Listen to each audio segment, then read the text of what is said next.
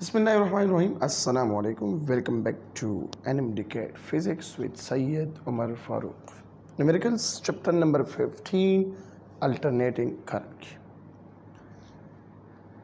Numerical number first को open करें और देखिए पेज नंबर सर में ये लाऊं कौन सा पेज है, पेज नंबर 200 पेज पे आप न्यूमेरिकल नंबर फर्स्ट पे आ जाइए। क्या कहता है?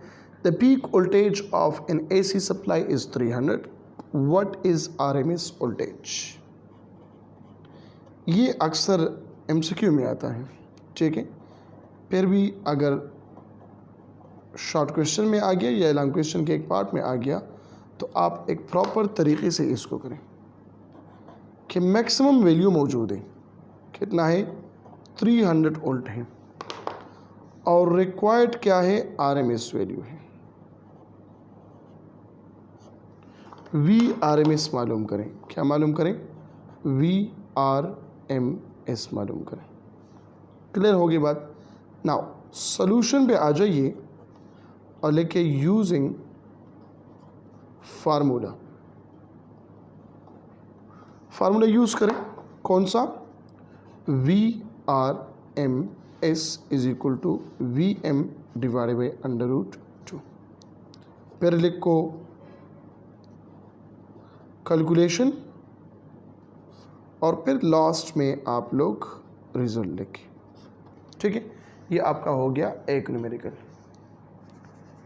न्यूमेरिकल नंबर 2 क्या है? कहता है the RMS value of current in an AC circuit is 10 ampere, what is peak current. तो लिखो गिवन डेटा और फिर लिखो रिक्वायर्ड डेटा। तो गिवन डेटा RMS वैल्यू है IRMS, वो कितना है? 10 एम्पेयर है। और रिक्वायर्ड डेटा क्या है? वो पीक वैल्यू मालूम करना है। तो लिखो सॉल्यूशन और लिखो using formula.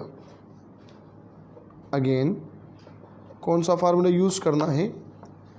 IRMS is equal to IM divided by √2, या हम लिखते हैं IM is equal to IRMS into √2 या √2 इंटू RMS। कैलकुलेशन करो और इसके बाद रिजल्ट। या कि न्यूमेरिकल नंबर 2। न्यूमेरिकल नंबर 3 पे आ जाइए बेटा। क्या कहता है? कहता है the AC voltage across a 0.5 microfarad capacitor is 16 sin into 2 multiplied by 10 power 3 t volt.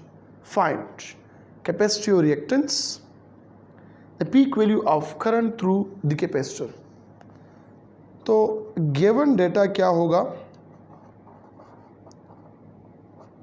जो गिवन है वो है capacitance C is equal to 0.5 microfarad और वोल्टेज का जो वैल्यू है वो है 16 sine into 2 multiply by 10 power 3 into t volt.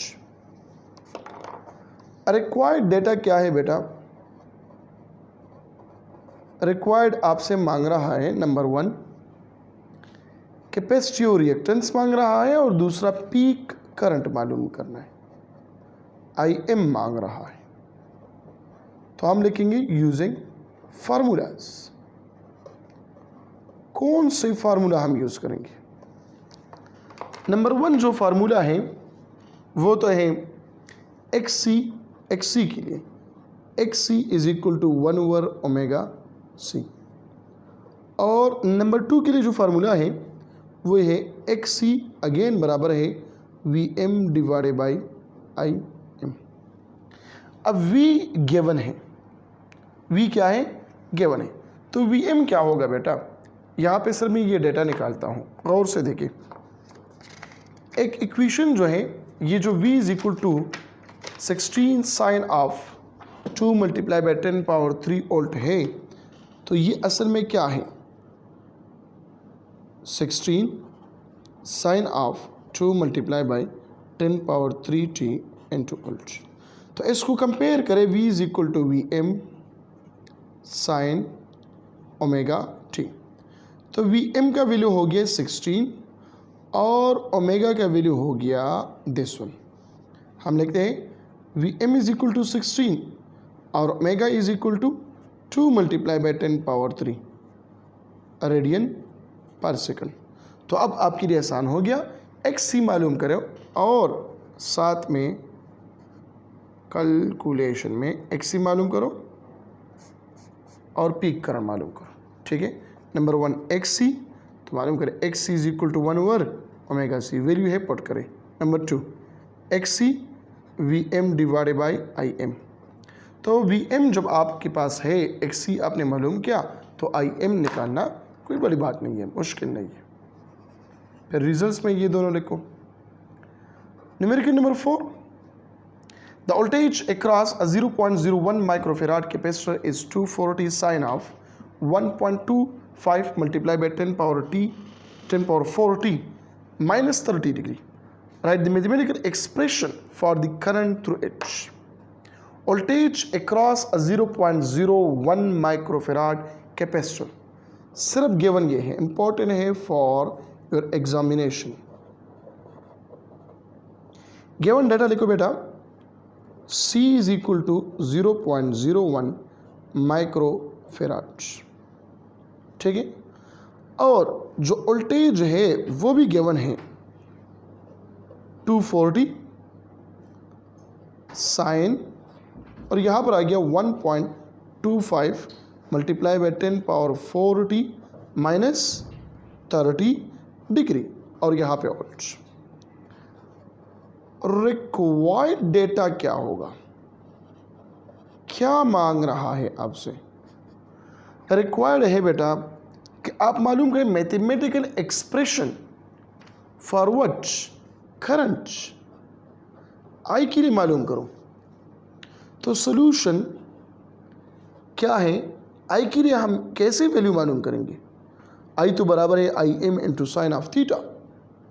हम तो ये चीज़ मालूम करेंगे, I is equal to I M और यहाँ पे sine of omega T plus 90 डिग्री। ये in case of pure capacitor circuit है, ये हमने फाइंड आउट किया है। ठीक है, अब यहाँ पर क्या करना है, यहाँ पे तो वोल्टेज गिवन है और साथ में है माइनस 30 डिग्री भी गिवन है। तो इसको मैं उठाता हूँ कि as from given data V is equal to 240 sine of 1.25 multiply by 10 power 4t minus 30 degree into V। यहाँ पे वी एम निकालो, कंपेयर करो ना इसके साथ जिस तरह हमने इस तरह किया था। V is equal to V M sine of omega t. तो वी एम का वैल्यू क्या है 240, ओमेगा का वैल्यू आ गया 1.25 मल्टीप्लाई बाई 10 पावर 4, ये ओमेगा का वैल्यू आ गया। ठीक है, और ओमेगा टी का जो वैल्यू है वो क्या है 1.25 मल्टीप्लाई बाई 10 पावर 4 और माइनस 30 डिग्री। ये तो असल में एंगल है ना, theta is equal to omega t, theta is equal to omega t. तो वी एम और ये आ गया। अब करंट के लिए यहाँ पे हमें चाहिए आई एम तो यहाँ से नहीं मिलता। जब आई एम यहाँ से नहीं मिलता तो क्या करेंगे, एज वी नोटेड अगेन हमें पता है कि X C is equal to 1 over omega into C. Omega का वैल्यू पता है और सी का भी वैल्यू पता है। यहाँ पे आप लोग कैलकुलेशन करेंगे और इस एक्स सी का वैल्यू निकालेंगे। सपोज करें एक्स सी का वैल्यू आ गया 8000 ओहम आ गया। क्या आ गया 1000 ओहम। तो अब क्या करना है, अब लिखो आई एम के लिए वैल्यू निकालो। तो आई एम के लिए वैल्यू क्या होगा पता है आपको, X C is equal to V M divided by I M. तो आई एम का वैल्यू बराबर होगा V M divided by X C. इसमें वैल्यू पुट करें, वी एम हमारे पास था 240 और XC था 8000। तो इससे वैल्यू आ गया, सपोज करें 0.03 एम्पेयर आ गया। ये आ गया IM का वैल्यू। क्या आ गया? IM का वैल्यू। नाउ अब हमें पता है कि I बराबर है IM sine of omega T plus 90 degree. Value put करो। IM का वैल्यू है 0.03, साइन अपनी जगह पे। ओमेगा टी का वैल्यू जो है वो क्या है? ये गिवन है कितना है? 1.25 multiply by 10 power 3 40 minus 9 30 degree और प्लस 90 डिग्री यहाँ पर आ गया। तो क्या होगा? 0.03 sine of 1.25 multiply by 10 power 4 t और प्लस 60 डिग्री। तो ये क्या होगा? आंसर होगा। ये क्या होगा? आंसर आएगा आप लोगों के पास। जो रिक्वायरमेंट है ये चीज़ मांग रहा था। ठीक है, इस तरह एग्जाम्पल भी है। एग्जाम्पल आप लोग पढ़े तो उसमें वोल्टेज मांगा गया है, लेकिन वो इंडक्टिव सर्किट है। ये कैपेसिटिव सर्किट है, वो इंडक्टिव सर्किट है। न्यूमेरिकल नंबर 5 क्या है कि an inductor with inductance of 100 micro Henry passes a current of 10 milliampere where its terminal voltage is 6.3 volt. Calculate the frequency of AC supply. Frequency मालूम करना है। Given data क्या है? ये चैप्टर इंपॉर्टेंट है, इससे एक न्यूमेरिकल आएगा। ठीक है, तो हर एक न्यूमेरिकल को अच्छी तरीके से देखें। इंडक्टेंस गिवन है 100 माइक्रो हेनरी है, जो बराबर है 100 माइक्रो बराबर है 10 पावर माइनस 6 हेनरी। तो इसको हम लिख सकते हैं 10 power 2 multiply by 10 power minus 6 Henry, या ये होगा 10 पावर माइनस 4 हेनरी। एल आपके पास ये आगे, ये गिवन है। करंट गिवन है कितना है? 10 मिली एम्पेयर है। तो हम लिखते हैं 10 multiply by 10 power minus 3 ampere, या इसको हम लिखते हैं 10 पावर माइनस 2, क्योंकि यहाँ पर क्या है? +1 है। ठीक है, इसको हम लिख सकते हैं। वोल्टेज भी गिवन है, तो वोल्टेज क्या है? ये जो गिवन है वो हम लिखते हैं 6.3 वोल्ट, ये वोल्टेज। और रिक्वायर्ड क्या है? क्या मांग रहा है कि आप लोग क्या मालूम करें? फ्रीक्वेंसी मालूम करें। क्या मालूम करें? फ्रीक्वेंसी। इफ मालूम करो। जो इफ मालूम करना है तो क्या करेंगे? यहाँ पे यूजिंग फार्मूला लिखो सॉल्यूशन, और सॉल्यूशन में लिखे यूजिंग फार्मूला। तो कौन सा फार्मूला हम लिखेंगे? XL is equal to omega L, या XL is equal to 2 pi F into L. लेकिन यहाँ पे F मालूम करना है, लेकिन XL भी गिवन नहीं है। लेकिन यहाँ पे वोल्टेज और करंट मौजूद है।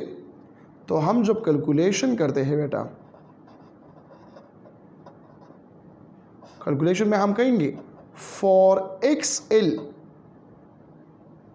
XL क्या है? ये बराबर है V डिवाइडेड बाई I। तो वैल्यू इसमें पुट करेंगे हम V बाई I। तो V कितना है? 6.3 डिवाइडेड बाई 10 पावर माइनस 2, ये ऊपर जाएगा तो 6.3 मल्टीप्लाई बाई 10 पावर 2 बनेगा। XL आ गया।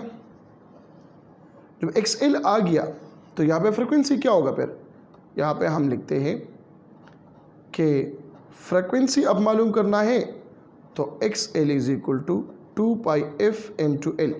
तो फ्रीक्वेंसी बेटा क्या होगा? ये 2 पाई एल इस साइड आएगा तो क्या बनेगा? XL divided by 2 pi L बनेगा। अब इसमें आप लोग क्या पुट करें? वैल्यूज पुट करें। लेकिन बदकिस्मती से ये नज़र नहीं आ रहा, ये आ गया, अब आ गया नज़र। तो इसमें आप लोग क्या करें? वैल्यूज पुट करें। ठीक है, जब वैल्यूज आप लोग पुट करें, कैलकुलेशन करें, लास्ट में आप लोग लिखेंगे रिजल्ट। तो ये आ गया न्यूमेरिकल नंबर 5। न्यूमेरिकल नंबर 6 में क्या है? Numerical number 6।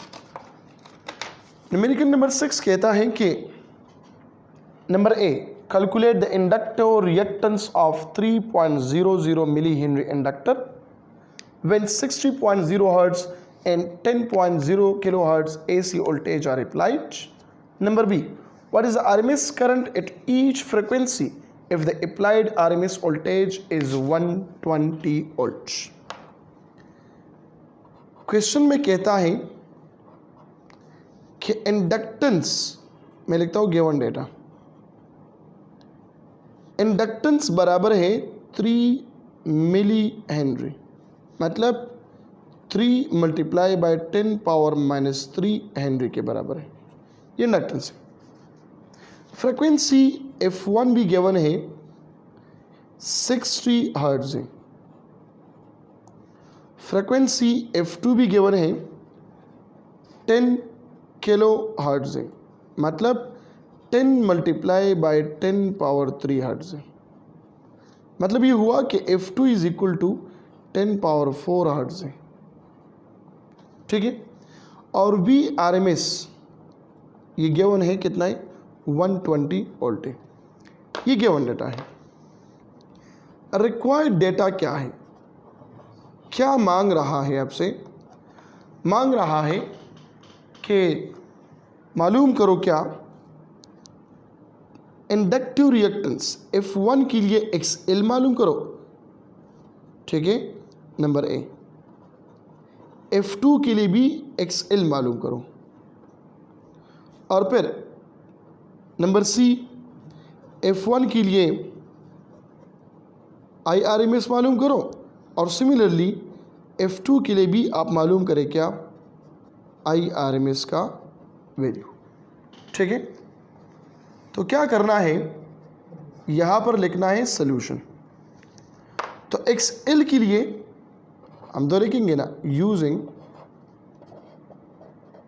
फार्मूला। तो कौन सा फार्मूला हम यूज़ करेंगे, हमें पता है XL बराबर है ओमेगा L, या XL बराबर है 2 पाई F इंटू L। तो फ्रीक्वेंसी 1 के लिए ये होगा 2 पाई F1 इंटू L, और फ्रीक्वेंसी 2 के लिए होगा 2 पाई F2 इंटू L। दो फार्मूले तो ये हो गए, इंडक्टेंस गिवन है, F1 F2 गिवन है, सीधे सारे हम यहाँ पे वैल्यूज पुट करेंगे। अब चूंकि आरएमएस का वैल्यू मालूम करना है, तो हमें पता है आरएमएस के वैल्यू के लिए हमें करना होगा XL is equal to V divided by I। तो I बराबर है V डिवाइडेड बाई XL 1 के लिए मालूम करो, और फिर I बराबर है V डिवाइडेड बाई XL 2 के लिए मालूम करो। तो यहाँ पे आप लोग करोगे क्या, कैलकुलेशन। कैलकुलेशन में नंबर फर्स्ट आप लोग लिखेंगे XL1,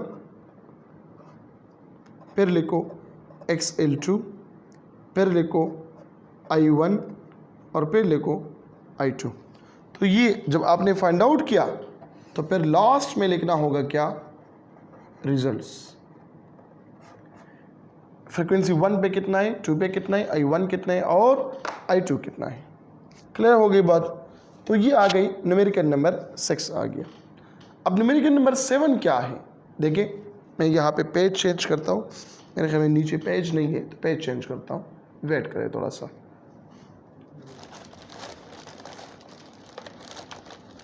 यहाँ पर पेजेस कहाँ पर पड़े हैं, हाँ जी ये उठाए, वेट करें, वेट। पेजेस मैंने निकाला, ठीक है,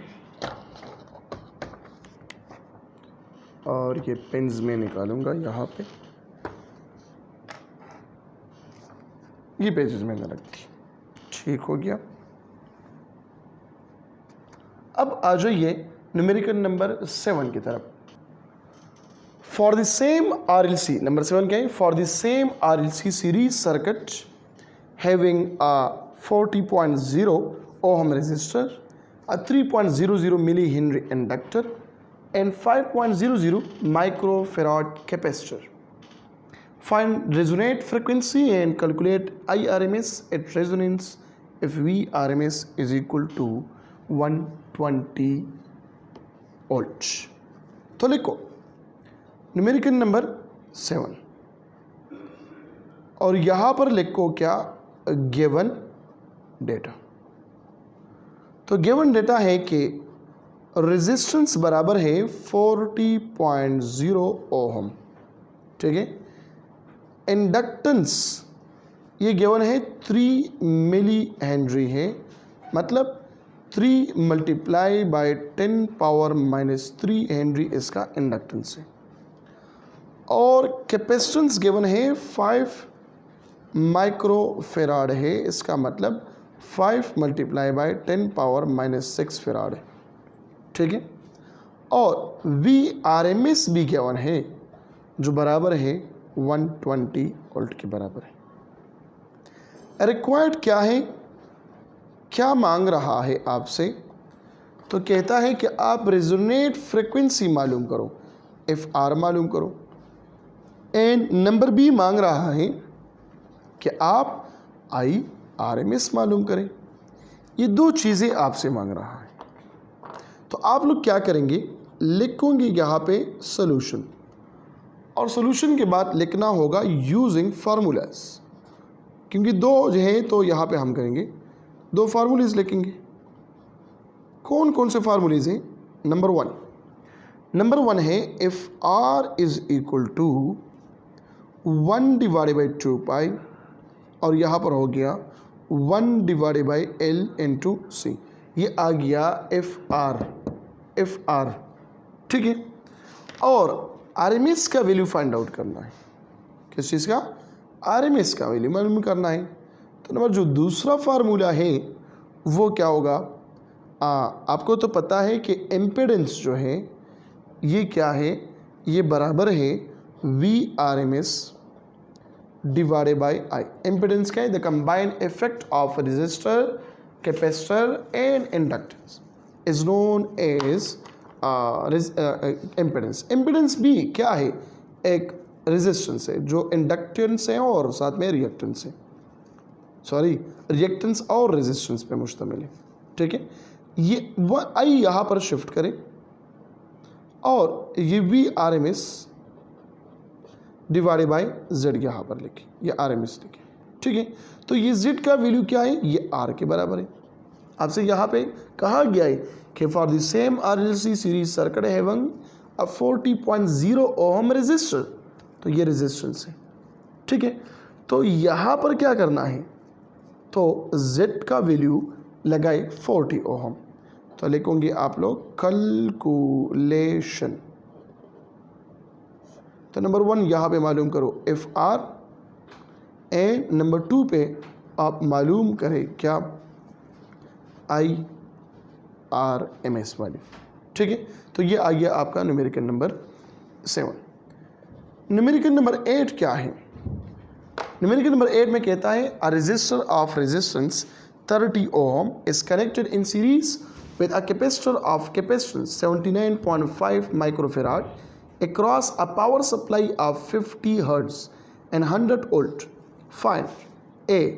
Impedance, number B. Current, number C. Phase angle, and number D. Equation for instantaneous value of current. ठीक है, तो यहाँ पर लिखना होगा न्यूमेरिकल नंबर 8। लिखो गिवन डेटा, जो गिवन है वो है resistor R is equal to 30 ohm, capacitance C क्या है? 79.5 माइक्रोफेराड, जो बराबर है 79.5 मल्टीप्लाई बाय 10 पावर -6 फेराड, ठीक है। फ्रीक्वेंसी गिवन है 50 हर्ट्ज, और जो वोल्टेज है V ये कितना है? 100 वोल्ट। रिक्वायर्ड क्या है, क्या मालूम करें? तो कहता है नंबर 1 इम्पीडेंस मालूम करो, नंबर 2 करंट मालूम करो, नंबर 3 फेज एंगल मालूम करें, एंड नंबर 4 ये मालूम करो इंस्टेंटेनियस करंट मालूम करो। ये 4 चीज़ें फाइंड आउट करना है। तो इसके लिए क्या लिखो, फार्मूलेज लिखो, सॉल्यूशन और लिखो यूजिंग फार्मूलेज। तो फार्मूले लिखना है तो नंबर 1 एम्पिडेंस के लिए लिखो Z is equal to R square plus X C square, क्योंकि कैपेसिटिव सर्किट है। नंबर 2 जो फार्मूला लिखना है किस चीज़ के लिए, करंट के लिए वैल्यू लिखना है, तो Z is equal to V divided by I, इससे आ जाएगा क्या, करंट आ जाएगा। तीसरा जो फेज एंगल है, क्या है, फेज एंगल, तो फेज एंगल क्या है, tangent theta is equal to X C divided by R लिखो। नंबर 4 जो करंट के लिए वैल्यू निकालना है, तो I is equal to I M into, capacitive है तो ओमेगा टी प्लस 90 डिग्री या ओमेगा टी प्लस पाई। तो ये आप लोग निकालें, ओमेगा टी, ओमेगा का वैल्यू मालूम करें, टी मालूम करें, आसान है, omega is equal to pi F, frequency given है पुट करें, ठीक है। तो वो यहाँ पर लगाएं और एंगल जो यहाँ से आ जाए यहाँ पे पुट करेंगे। तो आप लोग करें कैलकुलेशन और एक एक चीज़ यहाँ पे फाइंड आउट करें। जेड आई थीटा आई, ठीक है, अच्छा जी, जेड आई, तो ये इक्वेशन है, इक्वेशन फॉर आई, ठीक है। तो इक्वेशन फॉर आई ये नंबर लास्ट लिखेंगे। तो ये आ गया numerical number 8। Now second last numerical of the chapter number 15 AC circuit. A coil having resistance of 7 ohm and inductance of 31.8 millihenry is connected to 230 volt 50 hertz supply. Calculate number A the circuit current, phase angle, power factor and power consumed. तो numerical number 9 लिखो बेटा और लिख के given data क्या है, मतलब given data और रिक्वायर्ड डेटा लिख के तो आसानी पैदा हो जाएगा। रेजिस्टेंस गिवन है, कितना है, 7 ओहम है। इंडक्टेंस गिवन है, कितना है, 31.8 मिली हेनरी है, जो बराबर है किस चीज़ के, 31.8 मल्टीप्लाई बाई 10 पावर -3 हेनरी की। वोल्टेज गिवन है 230 वोल्ट है और फ्रिक्वेंसी गिवन है कितना है, 50 हर्ट्ज है। तो आप लोग लिखो यहाँ पे रिक्वायर्ड, जो रिक्वायर्ड डेटा है जो मांग रहा है आपसे, वो आपसे मांग रहा है current I, phase angle number 2 theta, number C power factor मतलब cos theta, and number D power consumed. ये 4 चीज़ें आपसे मांगा गया है। तो इसके लिए फार्मूले लिखना है कि कौन कौन से फार्मूले हम इस्तेमाल करेंगे, आई के लिए कौन सा है, फेज एंगल के लिए कौन सा है, ठीक है, कॉस थीटा के लिए कौन सा है। तो हम यहाँ पे लिखेंगे सॉल्यूशन और यूजिंग फार्मूलेस। नंबर 1 जो फार्मूला यूज़ करना है वो Z is equal to V divided by I, तो इससे इजीली आई आ जाएगा, I is equal to V divided by Z आ जाएगा, ठीक है। इससे आ जाएगा क्या, आपके पास आई का वैल्यू, जेड पता नहीं है कि जेड का वैल्यू क्या है, तो जेड का वैल्यू यहाँ पर आप लोग लगेंगे, क्योंकि इंडक्टिव सर्किट है तो लिखेंगे R square plus X L square. आप कहेंगे कि इंडक्टिव और कैपेसिटिव का कैसे पता चलेगा, तो बेटा यहाँ पे एल लिखा हुआ है, जब एल है तो इंडक्टिव, अगर सी लिखा है तो कैपेसिटिव होगा, ठीक है। और ये आगे नंबर 1 के लिए जो दूसरा फार्मूला यूज़ करना है, ये फेज एंगल के लिए, तो tangent theta is equal to X L divided by R, इससे आ गया एंगल। नंबर तीसरा जो फार्मूला यूज़ करना है ये पावर फैक्टर है, कॉस थीटा है, cos theta is equal to power factor, सिर्फ एंगल पुट करें जो फेज एंगल से आ जाए। नंबर 4 पावर मालूम करना है, सो पावर के लिए फिर क्या लिखना है, P is equal to V I cos of theta, जो यहाँ पर एंगल आया है, ठीक है। तो ये आ जाएगा, आप लोगों का क्या लिखोगे यहाँ पे कैलकुलेशन, कैलकुलेशन आपने नोट किया, तो कैलकुलेशन में नंबर 1 2 3 4 ये सब ये आप लोग कैलकुलेट करें और फिर लास्ट में लेके रिजल्ट भी 1 2 3 4 ऐसे सीक्वेंस में आ जाइए। ठीक है, तो ये आ गया क्या आप लोगों का न्यूमेरिकल नंबर 9। न्यूमेरिकल नंबर 10 जो है सेम एज इट इज़ है forward of the numerical number 9 की तरफ। ठीक है, लेकिन जितनी मैंने यहाँ पे करवा दी ये सारे के सारे इम्पोर्टेंट थे। तो मिलते हैं इंशाल्लाह एक और लेक्चर में। अपना बहुत सारा ख्याल रखिएगा। Thank you so much. Allah हाफिज़।